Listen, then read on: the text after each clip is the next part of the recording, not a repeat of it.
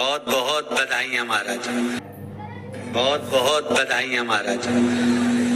सोमवार की जन्माष्टमी का भी पर्व है, तो आप सभी को अभी से भगवान कृष्ण के जन्म महोत्सव की बहुत बहुत बधाई। हमारे लड्डू गोपाल कल्लू जी महाराज साल में एक बार उनके स्नान का हम लोग रखते हैं। तो कल रात्रि को 8 बजे से 9 बजे तक हमारे YouTube चैनल पर, फेसबुक पर आप लोग लाइव ठाकुर जी के 1 घंटे का 8 बजे से 9 बजे तक स्नान का दर्शन रात्रि को कर सकेंगे। मोबाइल पर आप लोग आराम से अपने YouTube, फेसबुक पर ठाकुर जी के सुंदर स्नान का दर्शन, जो साल में एक बार का हम लोग करते हैं, उसका दर्शन आप कर सकते। एक पात्र में जल और दूध ले लीजिए।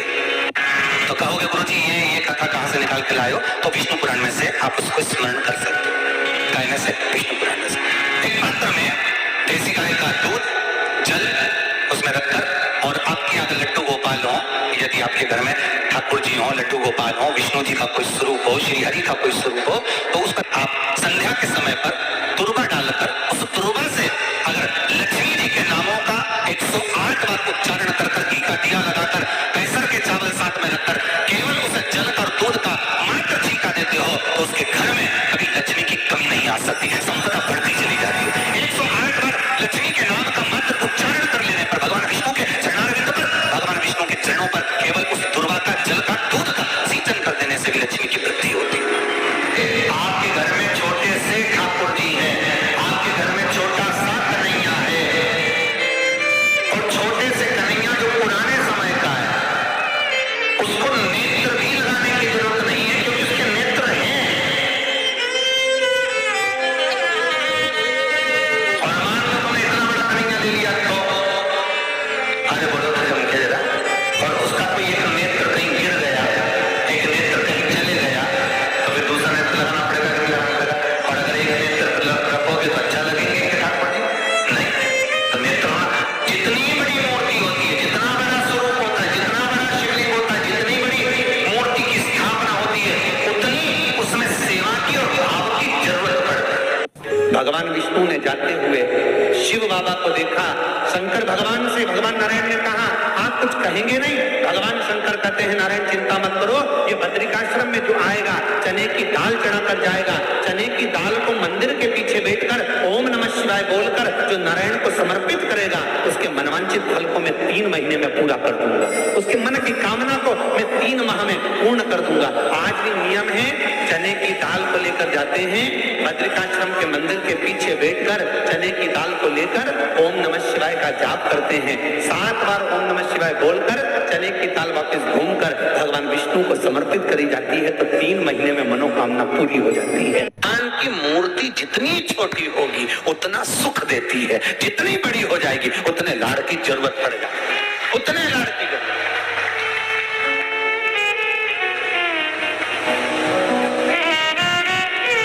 जितनी छोटी।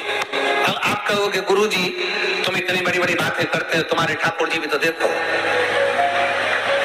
कितने बड़े हैं। आपको मालूम होगा कि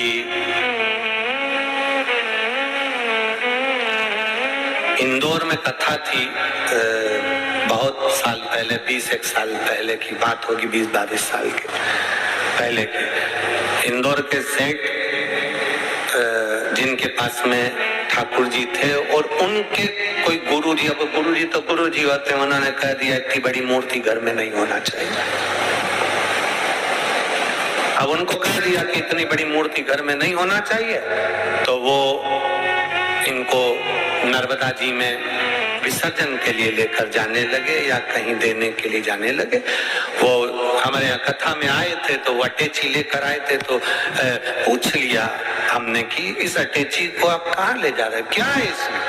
उन्होंने कहा इसमें लड्डू गोपाल है ठाकुर जी। हमने कहा कहाँ ले जा रहे हैं? हमारे गुरु जी ने कहा इतनी बड़ी मूर्ति घर में रहती है ना तो तकलीफ होती, इसलिए हम इनको नदी में, नर्मदा जी में छोड़ने के लिए या आश्रम पर किसी के यहाँ देने के लिए जा रहे हैं। तो हमने कह दिया लाडला है, कहाँ इसको नर्मदा के जल में आप छोड़ोगे, हमको दे दो, हमारे साथ कथा में चलता रहे, आनंद से श्रवण करता रहे, भक्ति करता रहे। और क्या लाडला है, कल्लू रखा, हमारा कल्लुआ है, लाडला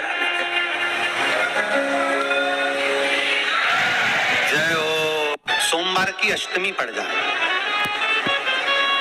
क्या पड़ जाए? सोमवार की, जम के बोलो जरा, अष्टमी। या तो सोमवार की अष्टमी पड़ जाए, या हर महीने शिवरात्रि आती है, हर महीने आती है, या तो सोमवार की अष्टमी पड़ जाए या फिर सोमवार की शिवरात्रि पड़ जाए, हर महीने आती है। प्रयास करना कहीं से देसी गाय का दूध मिल जाए, थोड़ा सा दूध देसी गाय का मिल जाए, थोड़ा सा देसी गाय का थोड़ा सा दूध अगर प्राप्त हो जाए, बेलपत्री के पत्ते से दूध कटोरी में लेकर, मात्र बेलपत्री के पत्रे से एक एक बूंद, अगर दूध आप एक बूंद अगर ज्यादा ना मिला हो, एक चम्मच भी अगर आपको दूध देसी गाय का मिल गया हो, और सोमवार की अष्टमी पड़ जाए या सोमवार की, जम के बोलो, शिवरात्रि पड़ जाए, उसमें केवल अगर देसी गाय का दूध मिल जाए, जर्सी गाय का नहीं हो, देसी गाय का अगर दूध मिल जाए, बेलपत्री के पत्ते से, तुम्हारे घर के अंदर अगर शिवलिंग है या मंदिर में शिवलिंग है या तुम्हारे नजदीक में कोई शिवलिंग है, उस पर बूंद बूंद, एक एक बूंद अगर शिवलिंग पर दूध समर्पित कर रहे हो, श्री शिवाय नमस्तुभ्यम, नमः शिवाय, या षडाक्षर मंत्र ओम नमः शिवाय, या 33 अक्षर का मंत्र महामृत्युंजय मंत्र, इसका स्मरण कर कर शिव जी पर देसी गाय का दूध समर्पित कर कर इस बेलपत्री को अशोक सुंदरी वाली जगह पर अगर आप समर्पित कर देते हैं, फिर आप जिस भी चीज के लिए अप्लाई करें, मेरा देवती देव महादेव आपका हाथ पकड़कर खींच कर आगे बढ़ा के दे।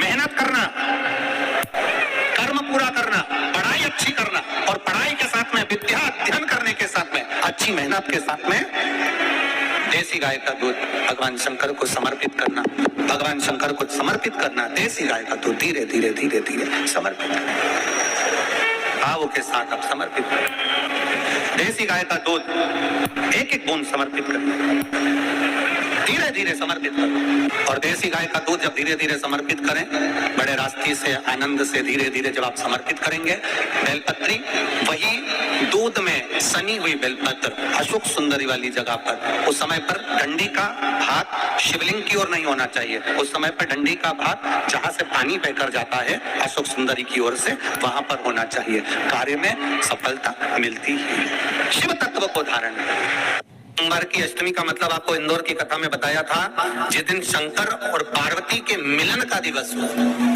और केवल एक माता पार्वती के अकेले मिलन का नहीं, 64 योगनियां तक भगवान शंकर से मिलने के लिए आती है। पीला चंदन लगा लेना, कितना लगाना है?